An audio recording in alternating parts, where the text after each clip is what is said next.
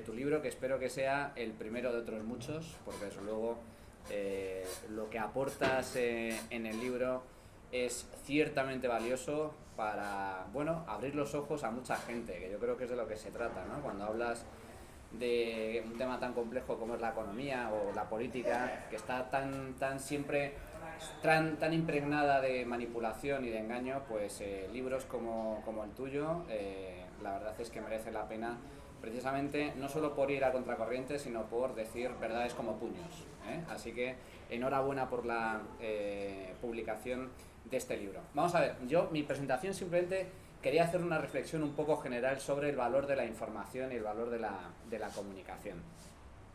La información es poder.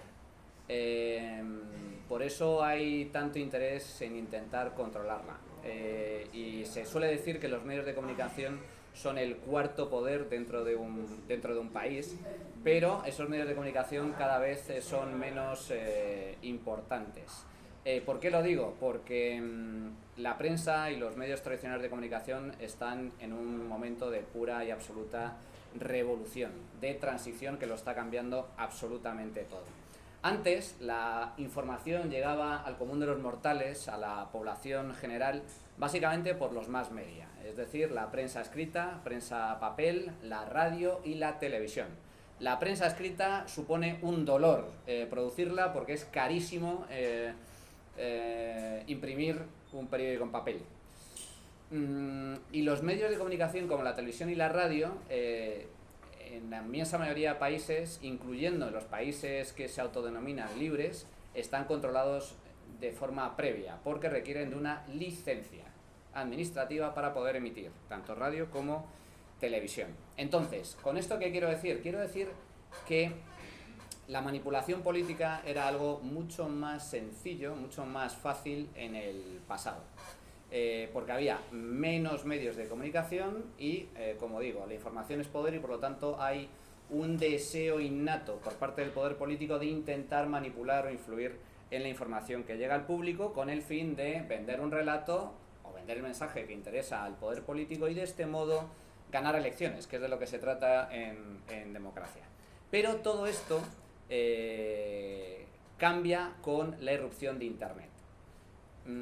Yo vengo del mundo analógico por mi edad, de hecho hoy cumplo 45 años, ha coincidido que es mi cumpleaños, la presentación del libro, y yo vengo del mundo analógico. Cuando yo era un niño no había Internet y cuando empecé a trabajar en prensa, Internet estaba en sus inicios. Bueno, Internet lo ha revolucionado absolutamente todo.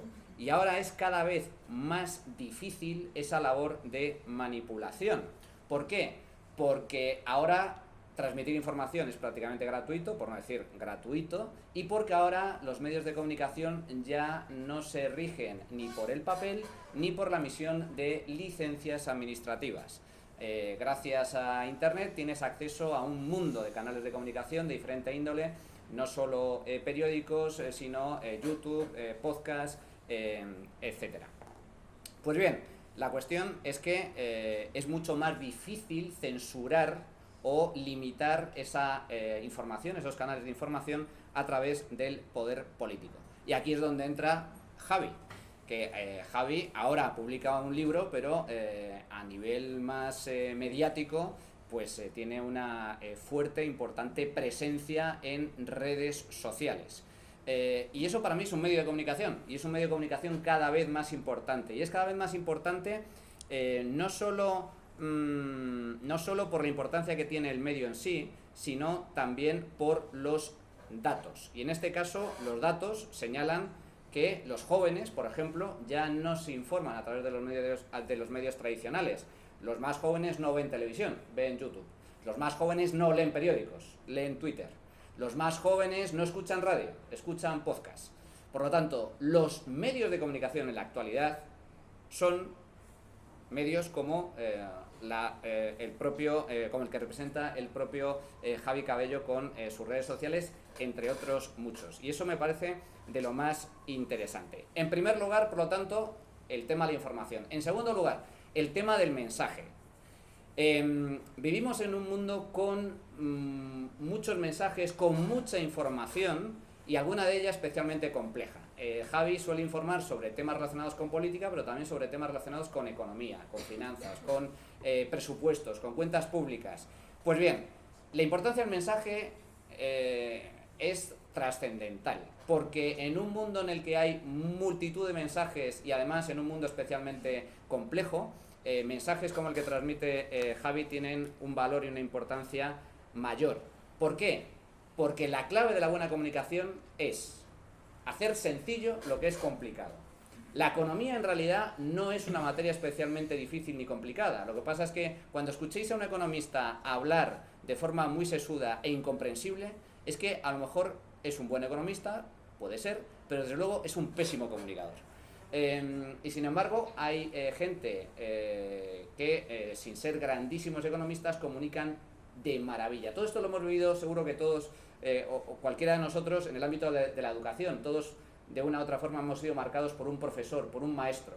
Yo, por ejemplo, no era especialmente bueno en matemáticas cuando estudiaba la GB, pero llegué al instituto y me encontré con una profesora magnífica que me enseñó matemáticas y empecé a sacar matrículas de honor, cosa que yo nunca pensé que pudiera suceder. Bueno, pues lo mismo pasa en el ámbito de la comunicación, y una de las muchas virtudes que tiene Javi a la hora de comunicar es que hace sencillo y comprensible lo que en principio son mensajes complejos o son materias arduas. Y estos dos elementos, la información y la buena información y la facilidad y la claridad del mensaje, es lo que reúne precisamente este libro, El sistema y la madre que lo parió. ¿Por qué? Porque es un mensaje sencillo, es información perfectamente comprensible para explicar y entender materias que a priori parecen complicadas. Y algo también, desde mi punto de vista, muy importante, que es sin pelos en la lengua. Es decir, sin ambajes. Yo creo que el título del libro lo dice todo, ¿no? El sistema y la madre que lo parió. Es decir, el mensaje está claro. Aquí os voy a contar las verdades, por mucho que duela, por muy políticamente incorrecto que sea.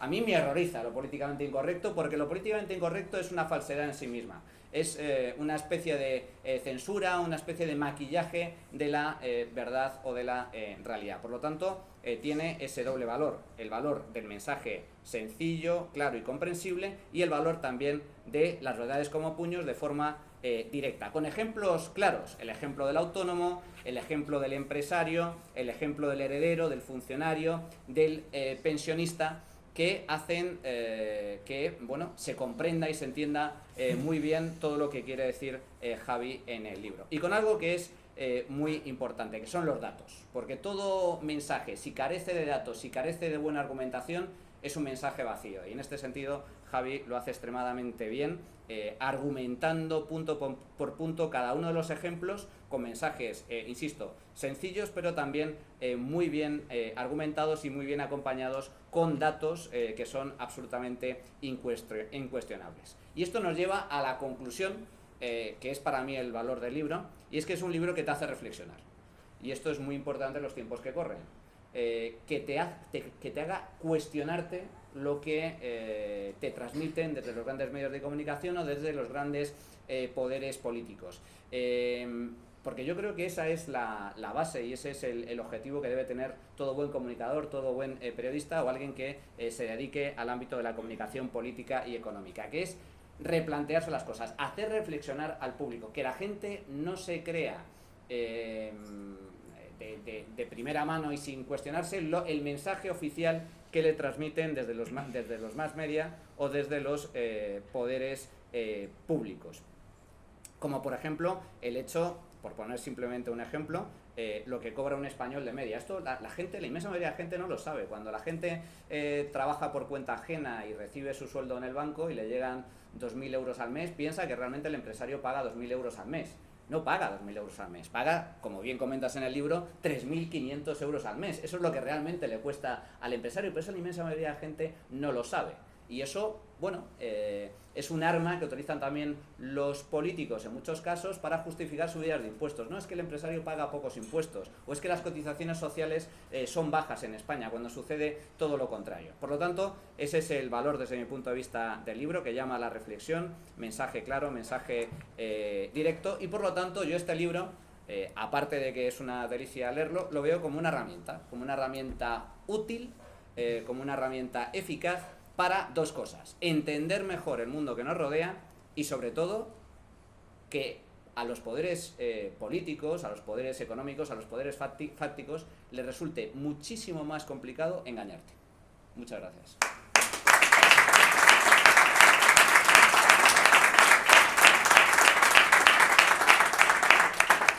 Ante ustedes, un buen comunicador, sin duda. Muchísimas gracias, Manuel, A ti. por estar aquí, por venir a presentar el libro. Mis padres lo saben, amigos míos también lo saben. Ha sido un referente para mí mucho tiempo. De hecho, este libro tiene una parte de ti, de verdad, porque has influido en mi modo de pensar durante todos estos años. Te agradezco que gastes tu tiempo en venir aquí a presentarlo, especialmente el día de tu cumpleaños. Encantado, Me encantado. había cogido. No podría estar en un sitio mejor, de verdad. Te lo agradezco mucho, te lo agradezco mucho, de verdad. Felicidades. No, muchas gracias, muchas gracias. Bueno, en primer lugar, darle las gracias a Manuel otra vez. Muchísimas gracias a todos los que habéis venido, en especial a los que habéis hecho muchos kilómetros por venir aquí. Mis padres han venido de Córdoba, hay gente que ha venido de Burgos, de Murcia, gente de Madrid, de otros sitios. Os lo agradezco mucho. Sin vosotros este libro os aseguro que no hubiera salido, porque Ciudadano Alternativo no hubiera tampoco existido nunca, ¿no? Por supuesto, no me puedo olvidar de dar gracias a los que hicieron este proyecto realidad, que es el equipo de HarperCollins Ibérica: Isabel, Laura, Olga, Félix, que sé que está por ahí.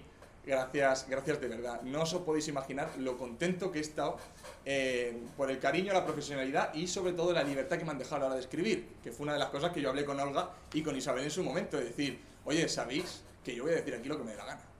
Y me dijeron: es que eso es lo que queremos, ¿no? Y eso encontrarlo, pues a veces es complicado, y por eso os lo agradezco mucho. Muchísimas gracias, Fran, que veo que acabas de llegar, por prestar tu espacio. Es un lujazo estar aquí, estamos un poco apretados, pero es un lujazo estar aquí, de verdad, te lo agradezco mucho. En fin, y dicho esto, he venido aquí a hablar de mi libro, así que voy a contaros un poquito sobre él y también sobre todo la idea que hay detrás. ¿Sabéis? Cuando el equipo de HarperCollins me propuso esto, me acuerdo que yo estaba trabajando ahí en una oficina que está muy cerquita, aquí tengo a compañeros míos, me llegó el correo trabajando. Y yo tuve dudas, sinceramente. Pensé, ¿a dónde voy yo escribiendo un libro? Vamos a ver, soy un chaval que hace vídeos dando caña a los políticos en mi casa, rajando de las barbaridades económicas que cometen, de los disparates en general que suceden en nuestro país, a mi bola, dándole la tabarra a mi pobre novia todo el día y tal. Pero claro, al final un libro es una cosa mucho más seria y bueno, al final decidí involucrarme. ¿Y por qué? Pues porque es un pasito más en el camino que yo he elegido desde hace tiempo, que es dar esa batalla de las ideas, esa batalla cultural que lleva dando Manuel mucho tiempo, que sabe perfectamente de lo que estoy hablando y que sobre todo es tan necesaria en nuestro país actualmente, ¿no? Al final es el motivo por el que me abrí las redes sociales e incluso se ha convertido en una obligación moral para mí. Yo de verdad hay veces que se lo digo a nadie: joder, ha salido esto y no he publicado, no he tal, porque ya con la comunidad que vas creando y tal, pues sientes la necesidad de compartir, ¿no? De levantar la mano y decir: oye, esto es una barbaridad.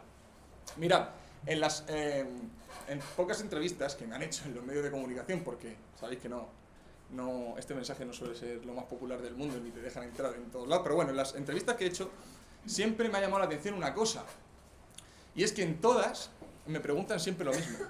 Me preguntan: oye, Javi, ¿qué hace un chaval como tú, un veinteañero, ya casi treintañero, preocupándose sobre cosas como los impuestos, las pensiones, la organización del Estado, dando caña, cuando al final, es cierto, no son temas cotidianos entre los jóvenes, ni son temas que normalmente estén en las conversaciones comunes de los jóvenes y de cualquier persona, ¿no? Y yo siempre digo un poco lo mismo, y es: joder, si no me preocupo ahora, ¿cuándo me va a preocupar? Si no pongo esto sobre la mesa ahora, ¿cuándo lo hago? Si no me preocupo ahora por mi pensión, ¿qué voy a preocuparme? Cuando tenga ya 60 y pico años y no pueda tener margen de maniobra. O peor, ¿qué dejo? Todo al azar. A un atajo de políticos que más se pueden parecer a una banda criminal organizada, ¿no?, que a un grupo de intelectuales, como es lo que debería ser. En fin, luego no me podría quejar, con razón, y podría sorprenderme, ¿no? Y es justo aquí, cuando abro este melón, perdonad, cuando abro este melón y empiezo a hablar de estos temas, donde me encuentro que hay una serie de ideas preconcebidas, muy integradas en la mente de la mayoría de españoles, que se han convertido hasta en tabú, que no puedes tocar, ¿no? No puedo hablar de los impuestos, porque si lo dices eres un terrible fascista o ultraliberal, ¿no? Trumpista, esas historias, ¿no? Que te dicen. No puedo hablar de muchos temas sin que llamen la atención o que te digan de todo, ¿no? Y claro, quien me conozca, aquí hay gente que me conoce muy bien, yo no me puedo callar, no puedo. O sea, yo me encanta generar debate, mi tía lo sabe bien, no hay buenas discusiones con ella. Me gusta generar debate, me gusta crear un poquito de polémica, pero sobre todo para pensar, ¿no? Para reflexionar, lo hago en mi trabajo, lo hago en mi día a día, lo hago constantemente, ¿no?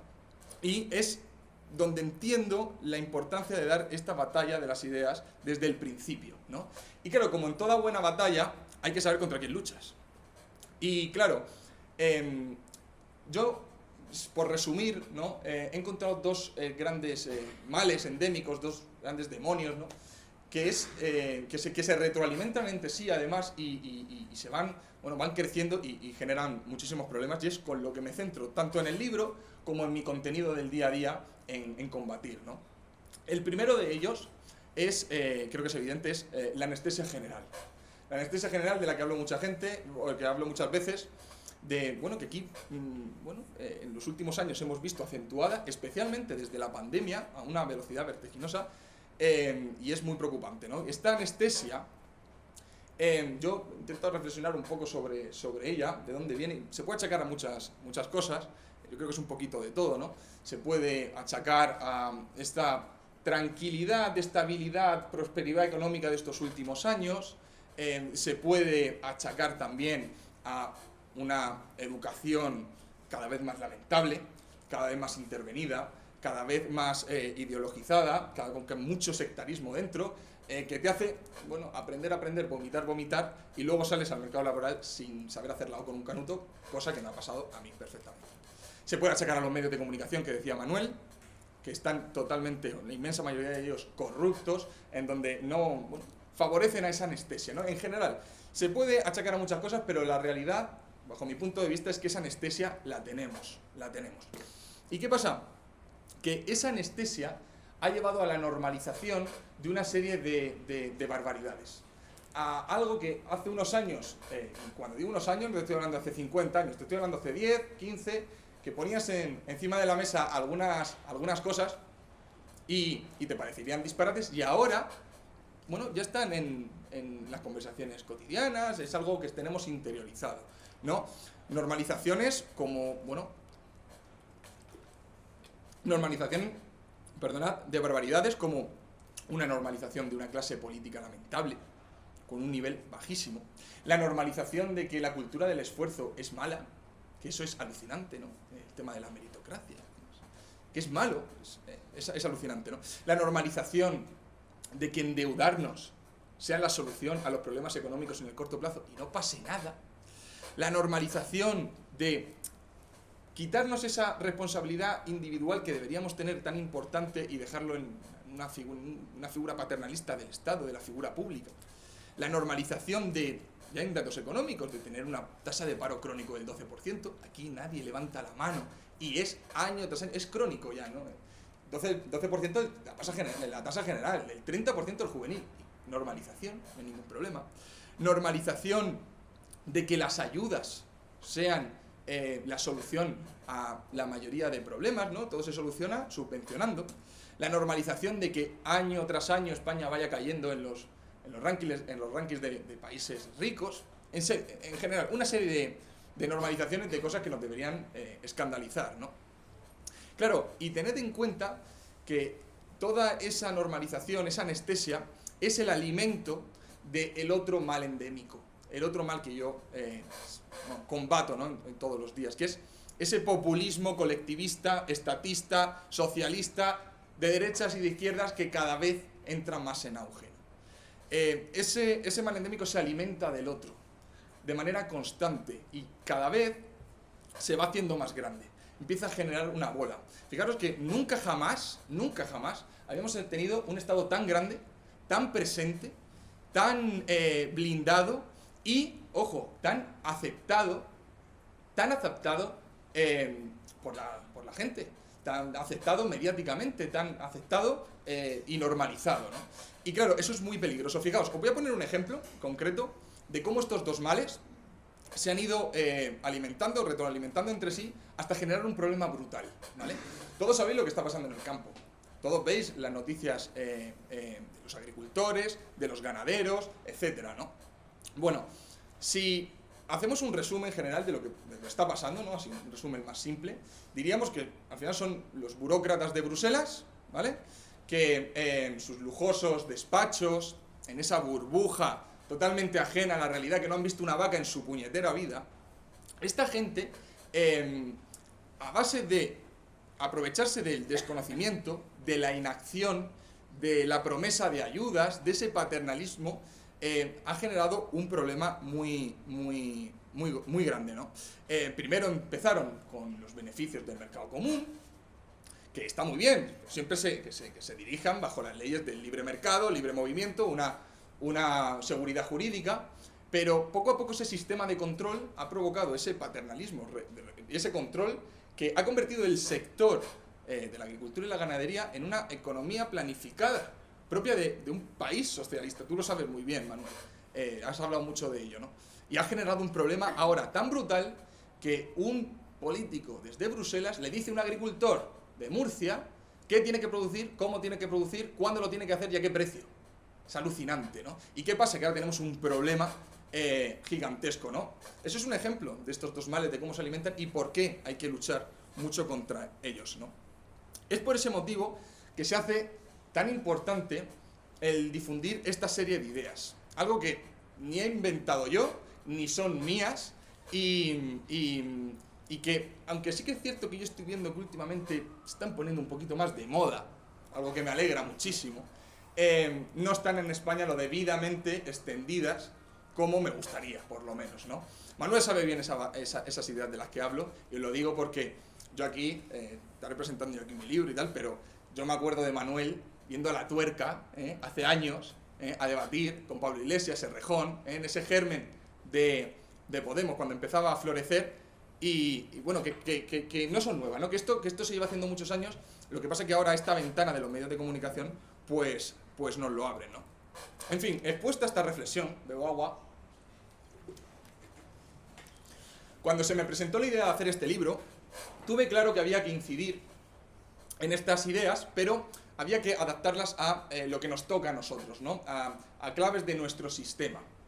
Del sistema que nos rige a todos y que todos vemos muy constantemente, ¿no? Pero había que hacerlo de una manera diferente.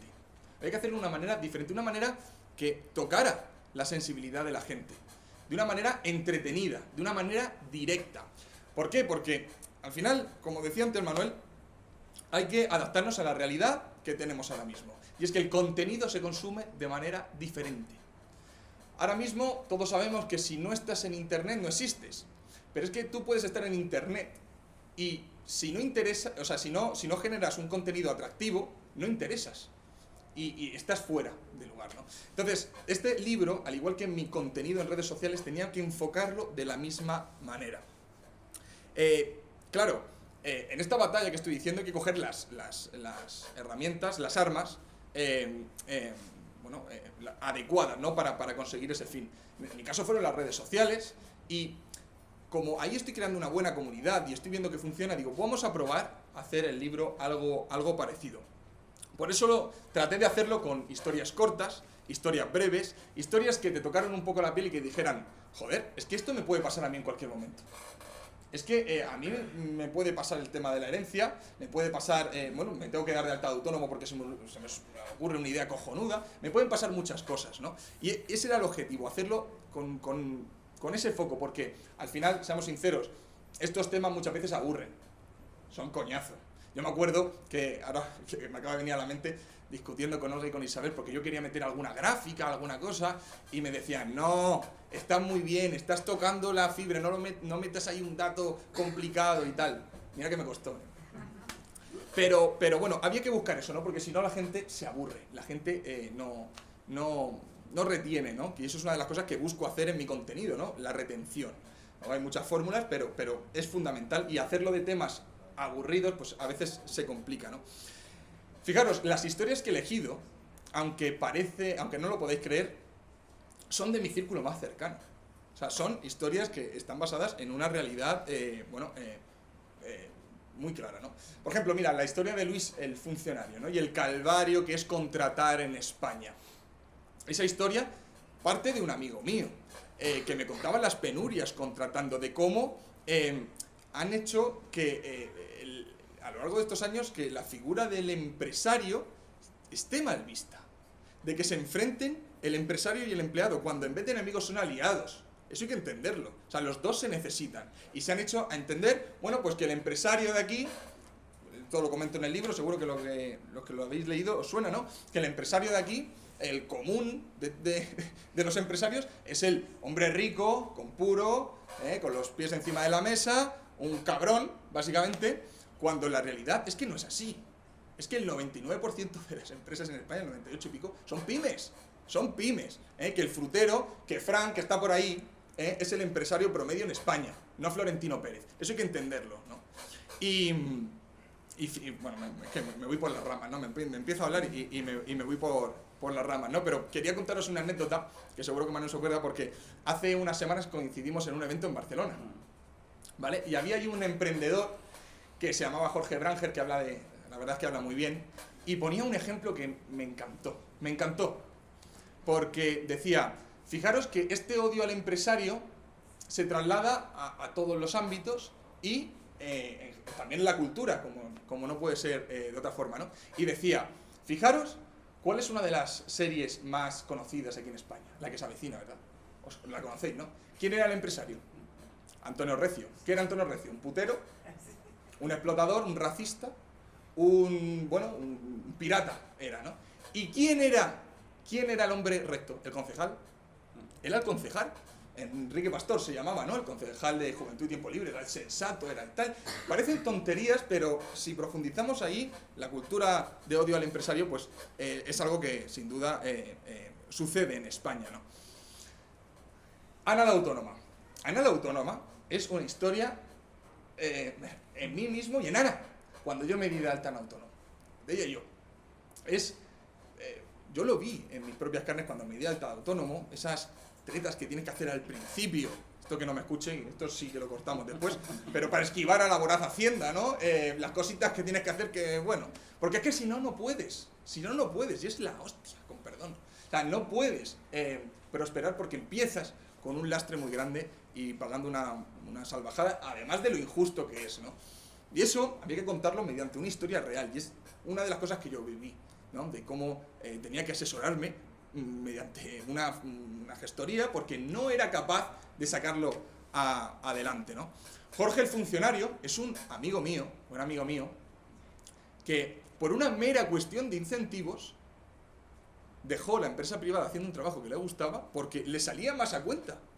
Era así, literal. Y aquí voy a hacer un inciso con el tema de los funcionarios, porque es cierto que muchos seguidores me critican porque cuando hablo del sector público, pues soy crítico y tal, y mucha gente me dice, con toda la razón, me dice, oye, en todo el sector público hay gente muy buena, que trabaja duro, que saca los problemas adelante, y por supuesto, yo vengo de una familia de funcionarios. Mi padre es militar, hermanos míos son militares, mi suegro, mucha gente, ¿no?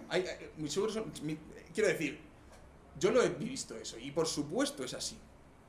Pero es que el foco no está en las personas que están dentro de la administración, sino el sistema que genera una serie de incentivos para que sea, más favorable para la gente buscarse la vida bajo el paraguas del Estado que buscarse la vida en el sector privado. Y esto lo veo, ¿no? Yo seguro que conocéis a alguien que esté opositando. O sea, es acojonante. Yo lo estoy viendo y la verdad es que asusta de ver la cantidad de amigos, de jóvenes que están gastando su juventud encerrados. Pero es Claro, yo cuando hablo con ellos me lo explican, ¿no? Están los de la vocación, hay una serie de personas que quieren ser policía, bomberos, médicos, por vocación, ¿vale? Y lo harían independientemente si es en el sector privado o en el sector público. Es simplemente vocacional, perfecto. Pero hay mucha gente, y es verdad, que lo hacen por la estabilidad, y eso es triste. Eso es triste, y claro, yo les apoyo porque me dicen, coño Javi, es que estoy aquí trabajando como un cabrón por un sueldo de mierda, y aquí me están ofreciendo, y es lógico, y yo incentivo, o sea, yo entiendo ese incentivo y entiendo esa posición. De hecho, voy a decir un dato que comento en el libro y que me parece brutal, ¿vale? Es un estudio que se hizo en un montón de universidades españolas, en el que se encuestaba a un montón de estudiantes justo antes de empezar en el mercado laboral, es decir, al acabar sus estudios, y esos mismos estudiantes 5 años después, ¿vale? Y el estudio preguntaba sobre sus planes de futuro. Y claro, el estudio decía que en la del 2018, los que acababan la carrera, el 11,9% querían ser funcionarios, nada más acabar. Cuando se les preguntaba 5 años más tarde, ese 11,9 se había convertido en un 21,8. ¿Qué ha pasado esos 5 años? ¿Qué ha pasado? ¿Cómo se puede haber duplicado eso? Bueno, pues que se enfrentan a lo que hay ahora mismo en España, y es peligrosísimo. Pero es que si tú te vas a ese mismo estudio hecho a otros estudiantes en el año 2021, los que acababan de acabar la universidad y querían buscarse la vida, era el 18,4% los que querían ser empleados públicos. Y eso es un problema a largo plazo. Le guste o no le guste a la gente, eso es un problema, ¿no? Continúo. Borja el banquero, que era... Borja es un amigo mío que ahora está viviendo en Liechtenstein. Fíjate, huyó de lo que había aquí. Perdón. ¿Por dónde iba? Sí. Aunque lo he hecho de malo en la historia, lo puse de malo en la historia, era el típico banquero, pillo y demás, pero un amigo mío que a mí me contaba, cuando estaba a mitad del libro me decía, Javi, tienes que hablar sobre la ignorancia que veo cada día en mi oficina de banco. Porque es que yo flipo, yo es que podría estafar, o sea, es una locura. Y me contaba algunas historias que alucinaba, ¿no? Yo voy a decir un dato, vosotros sabéis que más del 50% de la población española no entiende bien el concepto de inflación.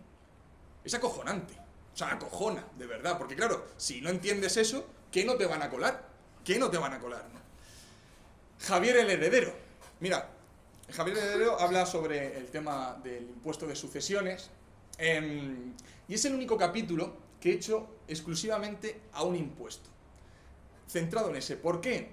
Porque el impuesto de sucesiones, que es un impuesto que no tiene gran relevancia en cuanto a la recaudación y tal, es un impuesto cargado de ideología, cargadísimo de ideología. De hecho, hay muchos socialistas que consideran el impuesto de sucesiones como el impuesto perfecto, el impuesto que redistribuye bien la riqueza, cuando es, pues un disparate, ¿no? Es un impuesto súper dañino, que no representa absolutamente nada en los ingresos del Estado y que hace muchísimo daño. De hecho, mi familia está viviendo por ese momento ahora, y es que es terrible, terrible, de verdad.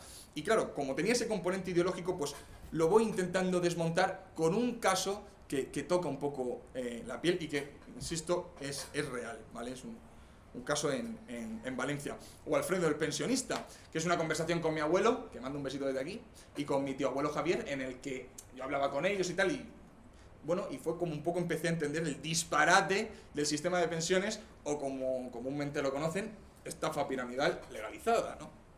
Pero joder, que impacta, ¿no? Ver cómo... ¿Esto qué es? ¿Esto qué barbaridad es? En fin, historias personales, con detalle, en la que doy mi punto de vista, y que, como decía antes, la importancia de dar el dato, ¿no? Porque el dato se te queda aquí, y eso también lo aprendí mucho de ti, Manuel, de dar el dato, porque claro, vale, puedes enterarte más o menos o no, pero yo me he enterado de que el 50% de los españoles no sabe lo que es la inflación. Y eso es clave, dar el dato. Incluso asustar un poco, remover un poco la conciencia con ese dato que sea llamativo, porque es la forma de retener cuando hablas de estos temas, ¿no? Además, estos capítulos vienen intercalados con una serie de pildoritas, ¿no? Que tratan temas más amplios, que comúnmente son conocidos por todos, pero luego en la práctica parecemos olvidar, ¿no? nada es gratis. La gente, Manuel lo sabe, ¿cuánta gente de verdad que se cree que el tema público es gratis? Hay mucha gente que lo tiene interiorizado y lo trata, bueno, a lo mejor no es gratis, pero me cuesta menos o no me cuesta en el momento o algo así y genera un problema, ¿no? Y tienes que intentar verlo en la cultura de la subvención, que poco a poco vamos a eso, y encima cuando somos conscientes de que hay países que han caído por eso, como es Argentina, ¿no? Todos lo sabéis, cultura de la subvención, el paternalismo por parte del Estado, ha convertido en un país muy rico en un desastre absoluto que va a costar mucho levantar. Milei está haciendo un trabajo espectacular, a mi juicio, ya veremos cómo va, pero le va a costar mucho, muchísimo, ¿no? En fin, en el libro al final intento destripar algunos de los componentes claves de cómo funciona nuestro Estado y arrojar luz ante ese discurso único, discurso casposo y empezar a mover esa ventana de Overton, ¿no? Oye, no se podían tratar ciertos temas, pues yo los voy a tratar y me da igual que me den palos, y poco a poco se empezarán a tal. Y claro, por acabar, probablemente muchos me preguntéis, ¿y qué pretendes con esto? No arrojas soluciones. Yo me acuerdo que me preocupaba mucho con las editoras diciéndole, joder, estoy dando muchos palos aquí, no estoy proponiendo soluciones, pero es que es muy importante entender lo siguiente, no se pueden poner soluciones sobre la mesa si no se entienden los problemas. Es así, porque si no se tomarán soluciones mal. Y además es que para que esas soluciones buenas se ejecuten, necesitamos tener un consenso global. Por eso es importante dar la batalla de las ideas como primer paso, que es ardua tarea, ¿no? Y eso pasa por hacer cosas como esta, ¿no? Decía Antonio Escotado, que falleció hace poco, que no existe mejor placer que el aprender a cambiar de idea. Realmente lo decía un poco más peste, decía que ni el orgasmo era comparable al placer de cambiar de idea, ¿no? Yo lo he experimentado en muchas cosas y me ha gustado mucho. Y voy a acabar con un breve párrafo de mi libro y que quiero que os quedéis con ese mensaje, ¿no? En un mundo donde la información fluye a un ritmo frenético, es crucial hacer un alto en el camino y analizar de forma crítica las ideas que se nos presentan como incuestionables. Cuando nuestro objetivo es la búsqueda de la verdad, rebelarnos contra lo que consideramos injusto es obligatorio. Y esto es precisamente lo que intento transmitir en este libro, la importancia de no aceptar pasivamente. Espero que estas palabras inspiren a aquellos que, como yo, alguna vez se han sentido marginados por no encajar en los moldes establecidos, porque el verdadero poder reside en el coraje de desafiar y cuestionar, en la pasión por el aprendizaje y en la valentía a la hora de buscar respuestas más allá de lo obvio. Muchas gracias.